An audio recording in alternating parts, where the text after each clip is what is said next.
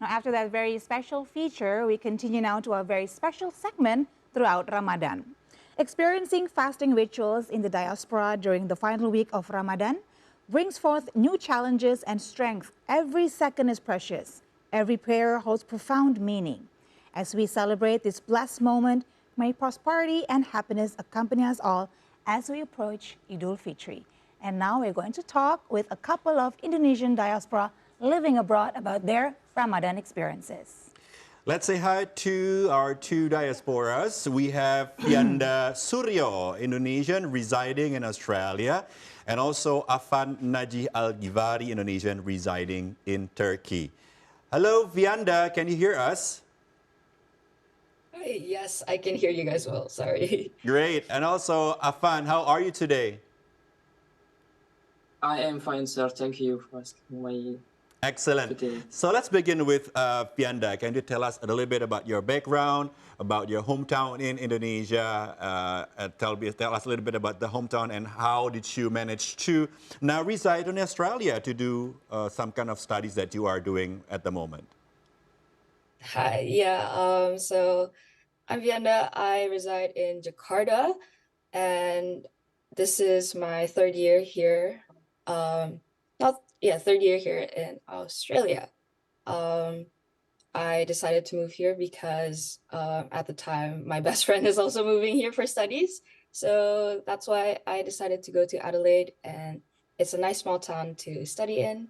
And yeah, that's a little bit of my background. Okay, so Okay. from Jakarta to Adelaide, was Adelaide. it? You're in Adelaide right now. Beautiful. And Yeah, that's correct. Afan, tell us a little bit about your hometown in Indonesia and tell us a little bit about your studies in Turkey as well. Okay, I come from Pati in central of Java, and I study in Turkey, studying architecture. I come to Turkey at 2021. Okay. 2021. I'm joining the Turkish scholarship Burslare, or we call it YTB, at the 2021, and I got it. Okay, where exactly in Turkey are you? If you don't mind explaining a little bit more. Sakarya city, Sakarya. In Ankara. In Ankara. In Ankara, was it? No, Sakarya.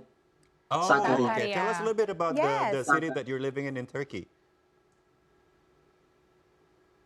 Living in Turkey is it's not too different from Indonesia, especially in my city, because it's more like greenery is so not too different, I think. But the most difficult thing in here to survive is about the language. As you know, most of Turkish people didn't understand English or any other language or Arabic. All right, So then it's how do Alright. you the- I have to communicate then with the with the people language. there? Yes, exactly. Okay, must be quite a challenge, yeah. Yeah. When there's a loss of Yeah. translation going on. Did you spend some time in Australia as well? I did. Well, that felt like a lifetime ago, but I did spend a couple of years in Melbourne. Right. I've never been to Adelaide myself, so I'm very excited to actually learn about it. Maybe you can tell us a little bit more about Adelaide. It might not be as big as Sydney, for instance, but I'm sure it has its own charm and delightfulness. So maybe you can tell us a little bit more about your life there and how you adapt to it, especially for Ramadan. Yeah, Adelaide definitely has its charm.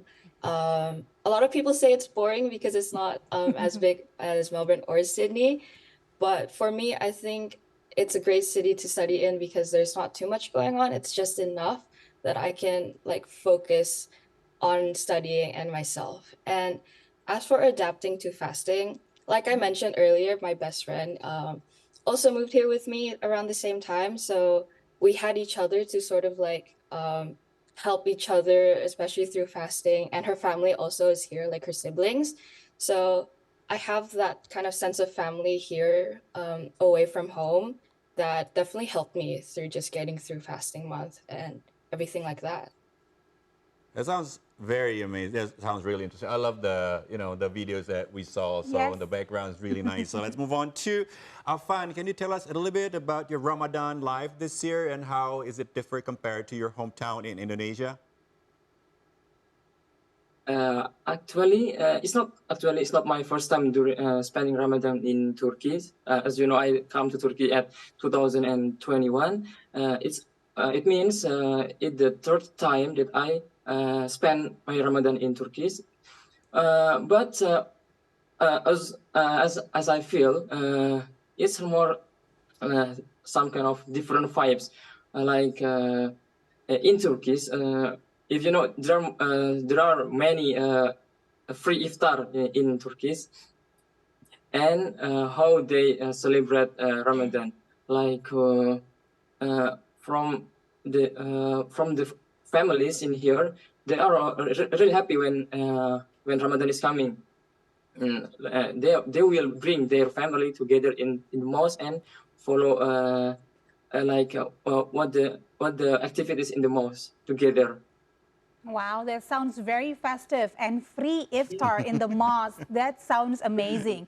Not only you get to enjoy it with a lot of people together, but also you can stay on budget throughout Right. Ramadan, right? What a brilliant idea as well. Yes. I wonder if it's the Exactly. same case in Australia. Yes, exactly. So Fianda, back when I was living in Melbourne, we can find a lot of Indonesian food.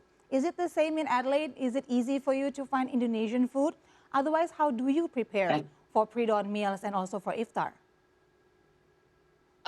Indonesian foods is definitely getting a lot more popular here. I think there's like a new restaurant that just opened down the road. So a lot more Indonesian foods are coming in, which is really exciting. I really like that.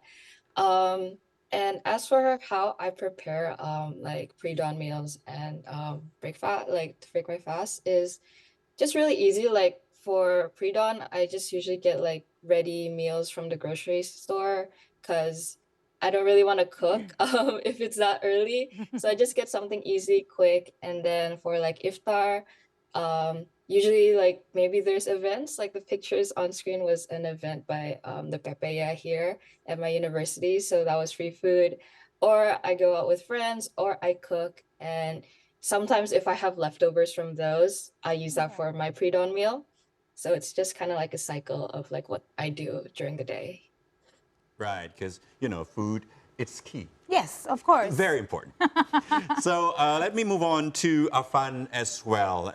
We know that probably in Turkey there's more Muslims compared to Muslims in Adelaide, but Yeah. still, I'm sure it's a bit different than in Pati, than in Indonesia. So what was your experience like so far during Ramadan month over there at Turkey, especially about the rituals? Are they the same? What's Yeah. the difference between being a Muslim in Indonesia and being a Muslim in Turkey? I think there is no big difference, but maybe for the time, let I say, in Turkey, now it's a springtime, as you know. It's the fasting time is getting long in each day. For the sahur time, it's getting faster, and the iftar time is getting slower. So I have to adjust my sleeping time for that reason, for that problem. And maybe for the Tarawih, as you see in my video, there are many children who played inside the mosque, like playing football or just running around or playing hide and seek in there. That I never seen in Indonesia, like that activity, that children who play inside the mosque. Because in Indonesia, I think the takmir will get them up from the mosque. I see. So There are time management is crucial That's really to make interesting, you know, sure. like having kids running around in mosques seems to be the norm Yes. in Turkey, which is like, no, it's completely different in Indonesia. That was something Okay. people be shunning Yeah. upon. Yes, that's true. How about you, Fianda? I mean, you live in Australia. It's not known as a country with a big Muslim population. So how do you adapt to it? Excuse me. And then also with your campus life, is it difficult to adapt to, combine fasting and studying? Right, and I mean, also Idul Fitri is coming. I wonder about yeah. the prayers. Can you take time Yeah. from school to do Idul Fitri prayers tomorrow, Fianda?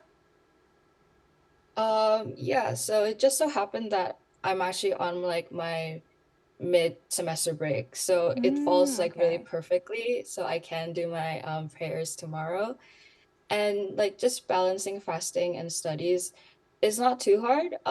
Personally, it's kind of the same as back home, especially with the timing for pre-dawn and iftar. Like it's more or less the same as being back home. So it's just like being back home, like when I was still in high school and everything. So trying to adapt is no different in my opinion. And yeah, and there's like prayer rooms at the uni. So if I want to pray, they have facilities for it. So it's definitely not um, a big jump from when I was back home. All right. All How about right. you, Afan? How are you planning to spend Idul Fitri Day there in Turkey? And where are you going to do your Idul Fitri prayer? I think I just spend my Idul Fitri in my city, especially in the campus because the campus is open. Inside the campus also there is a big mosque which is everyone come there at the Idul Fitri and any other Islamic big days. So after that, maybe I will go to my friend's house to eating together or just celebrating the Idul Fitri. I might be calling my families at that time. All right. That's really nice to hear. So once again, thank you so much for sharing your stories with us. Fianda and Afan, and also we wish you all the best for the Idul Fitri, the coming Idul Fitri, and also all the best for your studies as well. Thank you to both of you. Happy Thank you Lebaran. so much. Take care. Bye-bye.